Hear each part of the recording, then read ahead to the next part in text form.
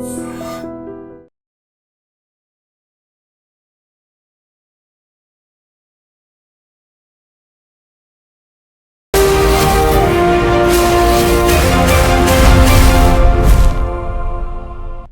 Welcome to I dream social spotlight with Kavitha. సాధారణంగా ఏదైనా ఒక సినిమా రిలీజ్ అయిన తర్వాత బోల్డన్ని అభ్యంతరాలు కనిపిస్తుంటాయి. ఆ సినిమాలో ఉన్నటువంటి సీన్స్ గురించి కావచ్చు, డైలాగ్స్, పాటల గురించి బోల్డ్ అంత కాంట్రవర్సీ అనేది క్రియేట్ అవుతుంది. But for the first time cinema పూజ ప్రారంభం సమయంలోనే ఒక టైటిల్ గురించి బోల్డ్ అంత చర్చ జరుగుతోంది. అది కూడా తెలంగాణ, ఆంధ్రాకి సంబంధించినటువంటి ఈ చర్చ ఎందుకని ఇంత పెద్ద ఎత్తున జరుగుతోంది? మనతో పాటుగా ఉన్నారు senior journalist and film critic Bharadwaj గారు. సార్ నమస్కారం. నమస్తే అండి. ఇడుపు కాగితం ఒక పేరు అనౌన్స్ చేశారు, అందులో ఒక పూజ జరిగిన తర్వాత అంత కాంట్రవర్సీ లేకపోతే ఆ విపరీతమైనటువంటి చర్చ ఎందుకు జరిగింది మీరే అనుకుంటున్నారు అసలు? అంటే మాండలికాల మీద ఉండాల్సిన గౌరవం లేకపోవడం వలన జరుగుతుందండి ఇది. అంటే ఇంతకు ముందు కూడా సాహిత్యం దాశరథి రంగాచార్య గారి నవలలు అక్కడ చదివారు, ఆంధ్రాలో కూడా. అలాగే రాచకొండ విశ్వనాథ శాస్త్రి గారి రచనల్లో కూడా ఉత్తరాంధ్ర మాండలికమే వాడేవాడు ఆయన. అలాగే టైటిల్స్ కూడా రాయలసీమ నుంచి వచ్చినటువంటి రచయితలు అనేక మంది ఉన్నారు. వాళ్ళ వాళ్ళ నవలలు వాళ్ళ మాండలికమే ఉండేది. ఇప్పుడు నామిని సుబ్రహ్మణ్యం నాయుడు గారి రచనల్లో ఆంధ్ర ప్రాంతపు వాళ్ళకి తెలియని పదాలు అనేకం ఉండేవి. అవి ఏమిటి అనేవి ఎత్తుక్కుని తెలుసుకుని ఆ చదివే క్రమంలో అర్థమైపోతుంది ఆ పదం ఏమిటి అనేది. ఆ పదంతో అలా ట్రావెల్ అయిపోతారు. అంతే తప్ప చర్చించుకోవటం, ఈ పదాలు వాడుతున్నాడేంటి, మనకు తెలిసిన భాష వాడాలి లేకపోతే మనకు తెలిసిన పదం వాడాలి అనేటువంటి కోరికే తప్పు. అందుకని ఈ ఇడుపు కాగితం అనేది ఇదేదో మలయాళం టైటిల్లా అనిపించింది అని మొదలుపెట్టారు. ముందు మొదలుపెట్టి తర్వాత దీనికి సబ్ టైటిల్స్ వేస్తారా అని మొదలుపెట్టారు. ఈ రాసిన వాళ్ళందరూ కూడా ఆంధ్ర ప్రాంతపు వాళ్ళు సోషల్ మీడియాలో కొంచెం వెటకారపు ధోరణిలో మాట్లాడటం అనేది తెలంగాణ ప్రాంత మనోభావాలని గాయపరిచిన మాట వాస్తవం. అయితే తర్వాత వీళ్ళు లాజికల్గా తమని తాము సెటరేట్ చేసుకోవడం కోసం తెలంగాణలో కూడా అన్ని ప్రాంతాల్లోనూ ఈ పదం ఉందా అని ఒక విచిత్రమైన లాజిక్ తీసుకొస్తున్నారు. అది కూడా దుర్మార్గమే. మొదట బేషరతుగా ఇక్కడ వీళ్ళు ఆ రాసుకున్నటువంటి కథ ఏ రైటర్ అయితే రాశాడో అతను ఆ టైటిల్ అనుకున్నాడు. దానికి ఆ టైటిల్ గురించి మీరు తెలుసుకుని మాట్లాడండి. అందులో ఏమీ వల్గారిటీ లేదు, మరొకటి లేదు. విడాకులు, మా విడాకులు అని ఆయన ఒక సినిమా తీశాడు, ఈవీవి సత్యనారాయణ గారు. ఆ టైంలో ఒక నైతిక చర్చ జరిగింది ఆ సినిమా మీద. ఇలా సినిమా తీయాల్సిన అవసరం ఉందా ఇలాంటి టాపిక్తో అన్నట్టుగా మాట్లాడారు. కానీ అదేది కూడా డిబేట్కి నిలబడే చర్చలు కాదు. ఒక రకంగా యాక్సెప్టెన్స్ అనేది కనిపించింది ఆ టైటిల్లో. ఏం పర్లేదు, మేము వెల్కమ్ చేస్తున్నామని ఉంది. అయితే ఇప్పుడు ఎందుకు దీన్ని ఇబ్బంది పెడుతున్నారు అంటే కేవలం ఇక్కడ సబ్జెక్టు గొడవ కాదండి, మాండలికాల మీద గౌరవం లేకపోవడం. అంటే పక్క వాళ్ళు మాట్లాడేటువంటి భాషని వెటకారంగా చూసేటువంటి ధోరణి ఎక్కడో మీలో ఇన్వాల్వ్ అయిపోయి ఉంది, మీలో ట్రావెల్ అవుతోంది. దాన్ని ఒక్కసారి వెరిఫై చేసుకొని మిమ్మల్ని మీరు కడుక్కోవాల్సిన అవసరం ఉంది తప్ప ఆంధ్ర ప్రాంతం నుంచి వస్తున్నటువంటి రచయితల మీద లేకపోతే రాజకీయ నాయకుల మీద ఎందుకు తెలంగాణ ప్రాంతంలో విమర్శ ఉంది అంటే కల్చరల్గా కూడా మమ్మల్ని చాలా ఇబ్బంది పెడుతున్నారు వీళ్ళు అని తెలంగాణ ఉద్యమ కాలంలో ఎందుకు మాట్లాడారు అంత బలంగా అంటే ఇలాంటి విన్యాసాల వల్లనే. అందుకని ఇప్పటికైనా మానాలి కదా ఆ ధోరణి. 12 ఏళ్ళు అయిపోయింది, ఇంకా రెడిక్యూల్ చేయటం ఏమిటి? నిజానికి వాళ్ళు మాట్లాడదలుచుకుంటే చాలా విషయాలు మాట్లాడచ్చు తెలంగాణ వేదిక నుంచి. వాళ్ళు ఇంకా అన్నీ మాట్లాడటం లేదు. వాళ్ళు చాలా ధర్మంగానే వ్యవహరిస్తున్నారని నేను అనుకుంటున్నాను. ఉదాహరణకి తెలుగు సినిమాలో పెద్ద హీరోలు ఉన్నారు. ఎన్టీ రామారావు గారు 300 సినిమాల్లో నటించారు. 300 సినిమాల్లో ఆయన 300 పాత్రలు చేసి ఉండొచ్చు. దానిలో పౌరాణిక పాత్రలు మినహాయిస్తే కనీసం ఒక 200 సినిమాల్లో ఆయన సోషల్ క్యారెక్టర్లు చేసి ఉంటాడు. ఆ 200 సినిమాలలో ఏ సినిమాలోనైనా ఆయన క్యారెక్టరు తెలంగాణలో లొకేట్ అయిందా అని ప్రశ్న అడిగితే వాళ్ళు ఏం సమాధానం చెప్తారు? వీళ్ళు ఏ సినిమాలోనూ ఆయన కరీంనగర్లోనూ ఆదిలాబాద్లోనూ పుట్టలేదు. ఆయన పుడితే విశాఖపట్నంలో పుట్టాడు, లేకపోతే కృష్ణా జిల్లాలో పుట్టాడు, లేదా గుంటూరు జిల్లాలో పుట్టాడు, నెల్లూరు జిల్లాలో కూడా పుట్టాడు. అంతే తప్ప ఆయన క్యారెక్టర్ ఎప్పుడూ తెలంగాణలో లొకేట్ కాలేదు, తెలంగాణ యాసలో ఆయన మాట్లాడలేదు. కేవలం తెల్లా పెళ్ళామా సినిమాలో ఆ పాటలో మాత్రమే ఆయన తెలంగాణ భాషని, తెలంగాణ ఇడియంని వాడతాడు. ఆ వచ్చిండన్నా వచ్చాడన్నా వరాల తెలుగు ఒకటేనన్నా అనేదో మాట్లాడతాడు తప్ప ఆయన అది కూడా రాసింది డాక్టర్ సి నారాయణ రెడ్డి గారు మాత్రమే రాశారు. అది ఆయన తెలంగాణ వాడు అది కాబట్టి ఆ అనేది. సినిమాయే వ్యూహాత్మకంగా అప్పుడు ప్రత్యేక తెలంగాణ తొలి దశ ఉద్యమ కాలంలో తీసిన సినిమా అది.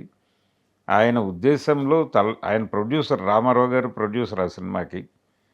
తెల్లా పెళ్ళామా అని టైటిల్ పెట్టడంలోనే ఆయన ఉద్దేశం ఏమిటంటే, తల్లి అంటే సమైక్యత అని, భార్య అంటే వేర్పాటువాదాన్ని ప్రేరేపించే దానికి సింబల్గా భార్య క్యారెక్టర్ తీసుకున్నాడు ఆయన.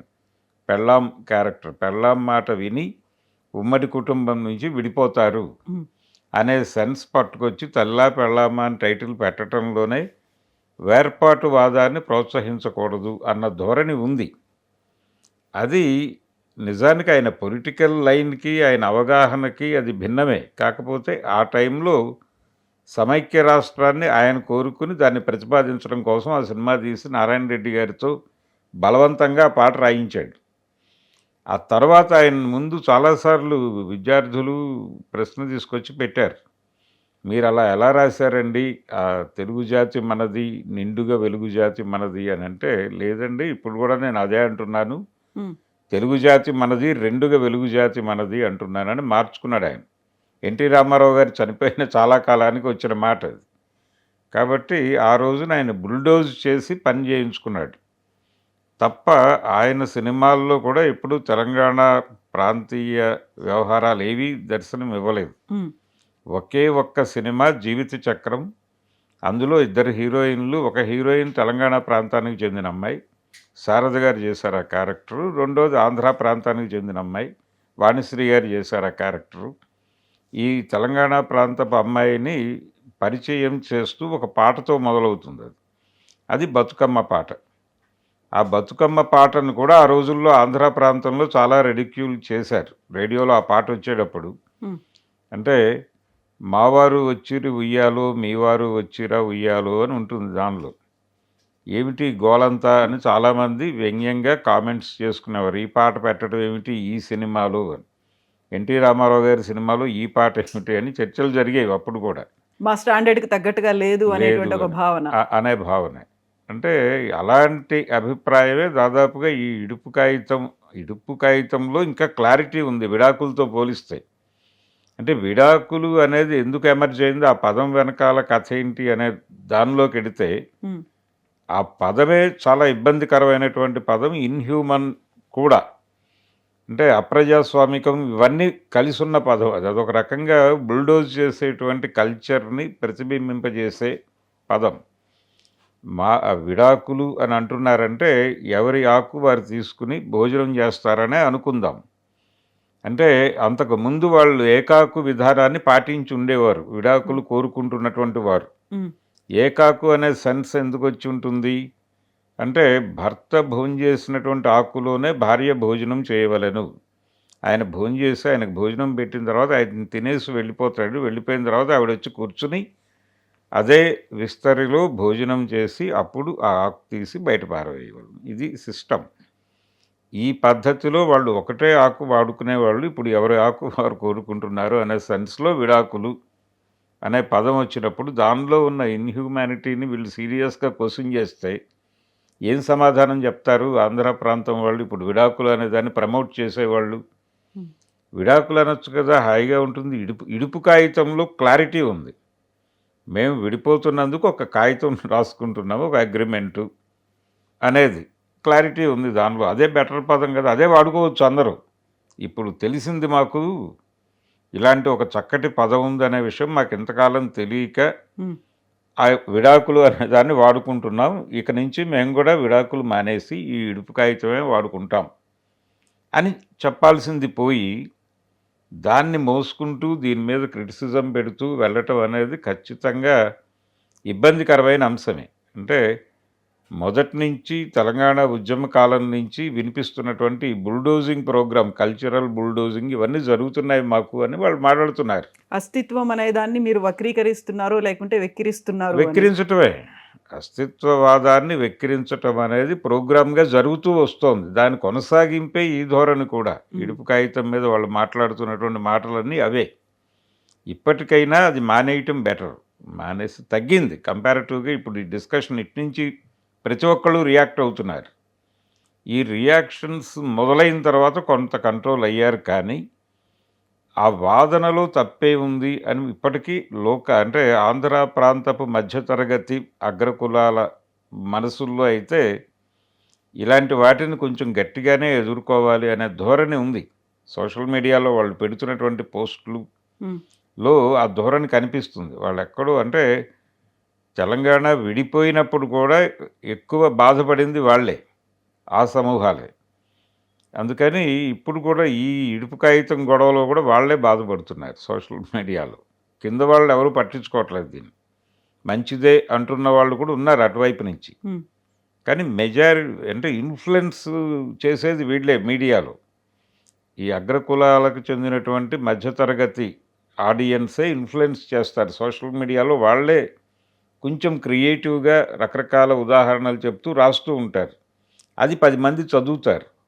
ఆ చదివిన వాళ్ళు ఇన్ఫ్లుయెన్స్ అవుతారు. అందుకని ఇన్ఫ్లుయెన్షియర్గా ఉండేటువంటి సెక్షన్ నుంచి మాట్లాడుతున్నారు కాబట్టి మొత్తం ఆంధ్ర సమాజం అంతా ఇలాగే ఉంది అని అనుకుంటే ప్రమాదం.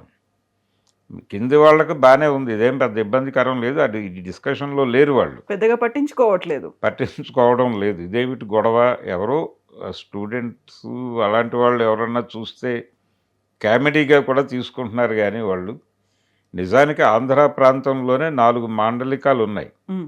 ఇప్పుడు తెలంగాణలో అన్ని ప్రాంతాల్లోనూ ఈ పదం తెలుసా అని మాట్లాడుతున్న వాళ్ళకి, ఇప్పుడు ఉత్తరాంధ్ర వాళ్ళు వాడే పదాలు అన్నీ తెలుసా దక్షిణాంధ్ర వాళ్ళకి తెలియదు.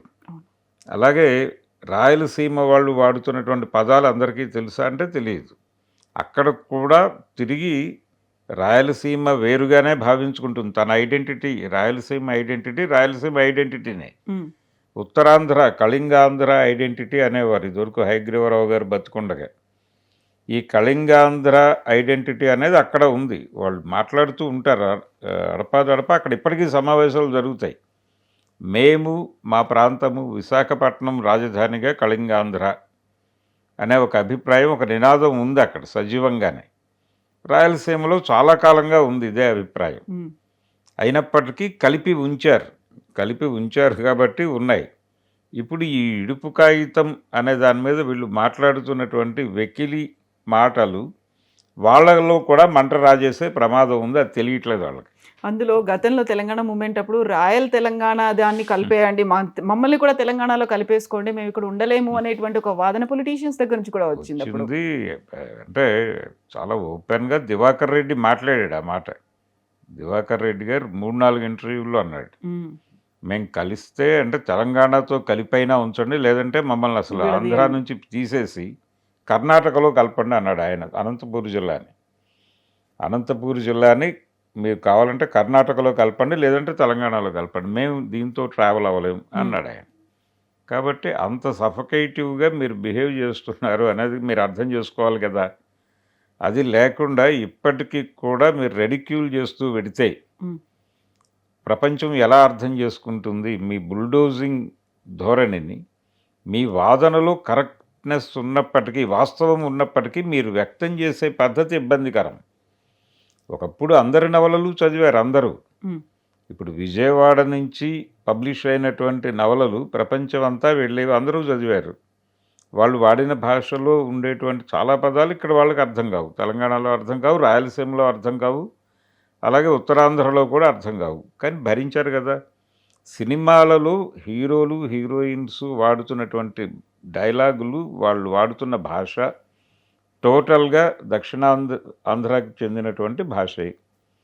ఇప్పుడు తెలంగాణ క్యారెక్టర్ పెడతారు సినిమాలో. ఇప్పుడు హీరో గారు రేసుగుర్రం సినిమాలో కొంత కథ వరంగల్లో జరుగుతున్నట్టుగా నడుస్తుంది అది. కానీ ఆ సినిమాలో ఏ పాత్ర కూడా తెలంగాణ ఇడియంలో మాట్లాడదు, ఏదో పనివాళ్ళ క్యారెక్టర్లు తప్ప. అంటే అక్కడ మాత్రమే తెలంగాణలో సినిమా తీస్తున్నామని డైరెక్టర్కి ఎందుకు గుర్తొచ్చింది, పెద్ద క్యారెక్టర్ల దగ్గర ఎందుకు గుర్తు రాలేదు అనేది ప్రశ్న. కమెడియన్లకో విలన్లకో మాత్రమే పెడతారు అనేది ఉండేది. అదే అదే అది కనిపిస్తుంది ఆ సినిమాలో. అంటే ఉద్యమం జరిగి తెలంగాణ ఏర్పడిన సందర్భంగా కొన్ని సినిమాల్లో హీరోని తెలంగాణలో లొకేట్ చేసే ప్రయత్నం జరిగింది. అలా వచ్చిన సినిమా రేసుగుర్రం. అందులో వరంగల్లో జరుగుతున్నట్టుగా చెప్తాడు కథని. కానీ ఏ పాత్ర కూడా తెలంగాణ ఇడియం మాట్లాడదు. ఉమ్, అలాగే లౌక్యం అని గోపీచంద్ సినిమా కూడా వరంగల్లో జరుగుతున్నట్టుగా చూపిస్తారు, కానీ వరంగల్ వాతావరణం కానీ వరంగల్ భాష కానీ ఉండదు ఆ సినిమాలో. చంద్రమోహన్ వీళ్ళు వాళ్ళ ధోరణిలో వాళ్ళు మాట్లాడతారు తప్ప ఎక్కడ తెలంగాణ ప్రాంత వాసుల్లాగా అనిపించరు వాళ్ళు. ఆ వాసన అనే దాని కనిపించదు. ఆ వాసన ఉండదు. సినిమా వాళ్ళ ప్లేన్లో నడుస్తుంది, ఉమ్, కానీ లొకేషన్ అక్కడ జస్ట్ డైలాగుల్లో అడపాదడపా వినిపిస్తుంది. ఆ పదం వరంగల్ అనే పదం వినిపిస్తుంది, అంతవరకే. ఎందుకు ఈ పనులు చేస్తున్నారు అంటే ఆ టైంలో కొంచెం ఉద్యమం ప్రభావం, ఇక్కడ ఆడియన్స్ ఎలా రిసీవ్ చేసుకుంటారనే భయము అవి ఉన్నాయి వాళ్ళకి. తర్వాత వాళ్ళకి అర్థమైపోయింది మన కంట్రోల్లోనే ఉంది వ్యవహారం అంతా అని అర్థమైపోయాక ఇవి చేయక్కర్లేదు అనుకున్నారు. ఇమ్మీడియట్గా తెలుగు సినిమా హీరో తిరిగి ఆంధ్రాకి వెళ్ళిపోయాడు. ఇప్పుడు ఏ సినిమాలో కూడా ఎక్కడైనా సరే అక్కడే లొకేట్ అవుతారు వాళ్ళు.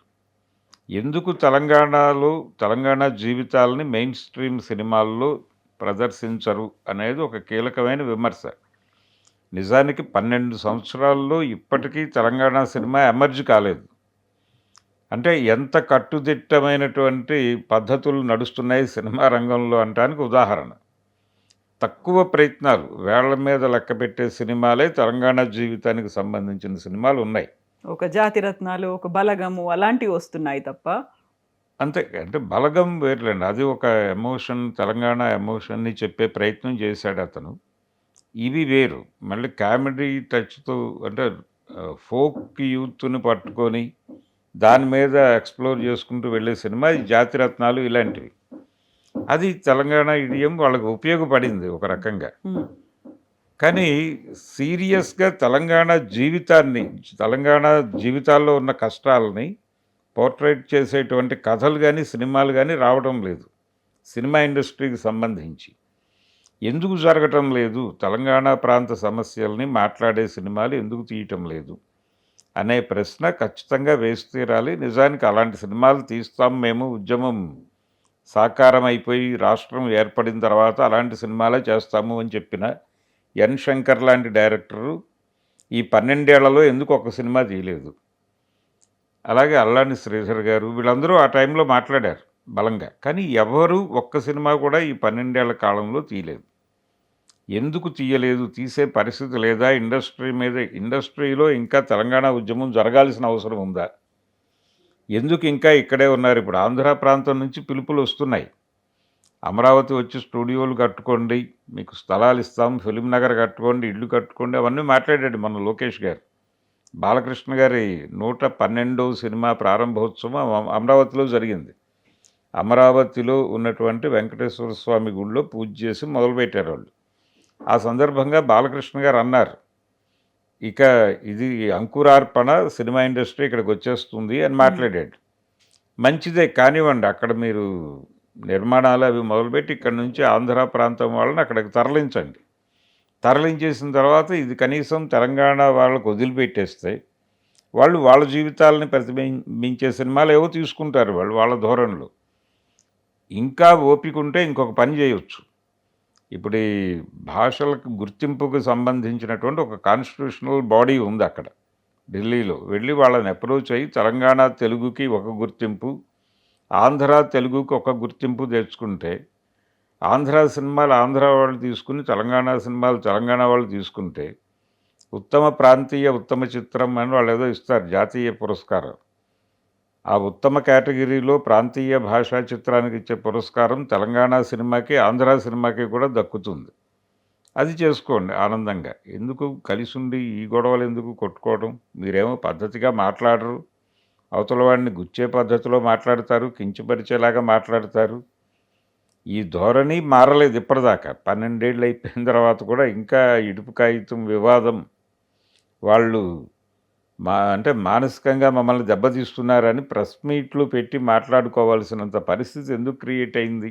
హ్మ్. దాని గురించి ఒక ఒక సమీక్షో లేకపోతే ఒక ఆత్మవిమర్శో రావాలి ఆంధ్ర ప్రాంతం నుంచి. ఆంధ్ర ప్రాంతపు మేధావులు ఈ పాటికే విజయవాడ ప్రెస్ క్లబ్లో దీని మీద ఒక రౌండ్ టేబుల్ పెట్టి మేము నిర్మోహమాటంగా తెలంగాణ ప్రాంతానికి దీని మీద అడ్వర్స్గా వచ్చినటువంటి వ్యక్తీకరణలన్నిటికీ మేము ఓన్ చేసుకుని సారీ చెప్తున్నాం అనే మాట అక్కడి నుంచి వచ్చి ఉంటే ఇక్కడ కొంచెం వాతావరణం బాగుండేది. కానీ ఆ ప్రయత్నం కూడా జరగలేదు అక్కడ.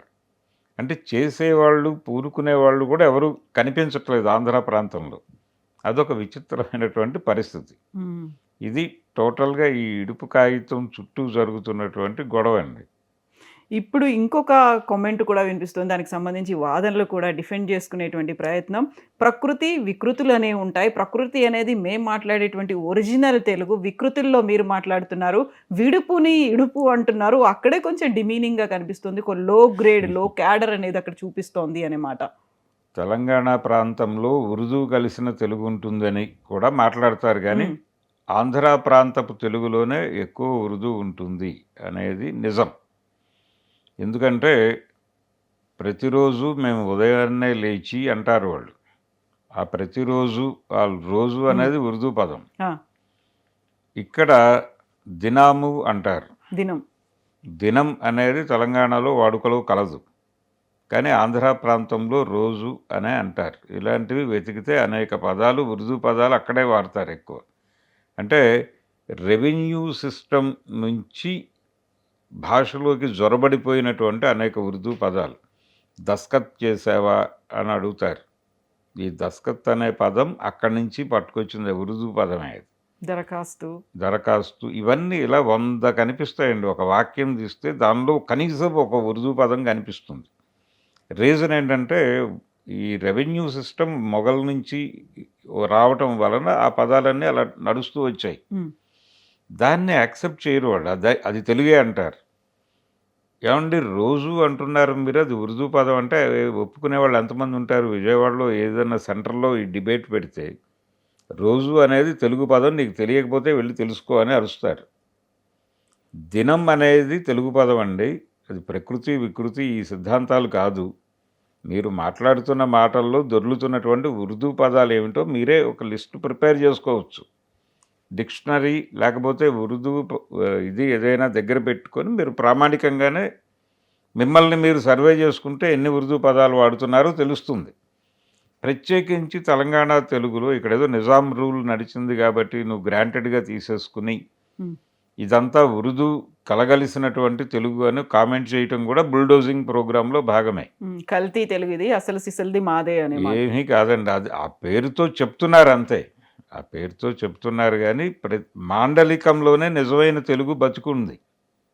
ఇది పాలిష్డ్ పరిపాలనకి సంబంధించినటువంటి తెలుగు ఆంధ్ర ప్రాంతం. ఇప్పుడు సినిమాల్లో కూడా హీరో హీరోయిన్స్ ప్రధాన పాత్రలన్నీ కూడా ఆ ప్రాంతపు భాషే మాట్లాడతాయి. నేటివిటీకి తగ్గట్టుగా. నేటివిటీకి తగ్గట్టు కాదండి, వాళ్ళు నేటివిటీని చంపేస్తారు ఆ పేరుతో. అంటే ఇది అందరికీ కన్వే అవుతుంది అనే పేరుతో. అంటే తెలంగాణ ఇడియంలో మాట్లాడితే కొంతమందికి అర్థం కాదు, లేకపోతే ఉత్తరాంధ్ర ఇడియంలో మాట్లాడితే కొంతమందికి అర్థం కాదు.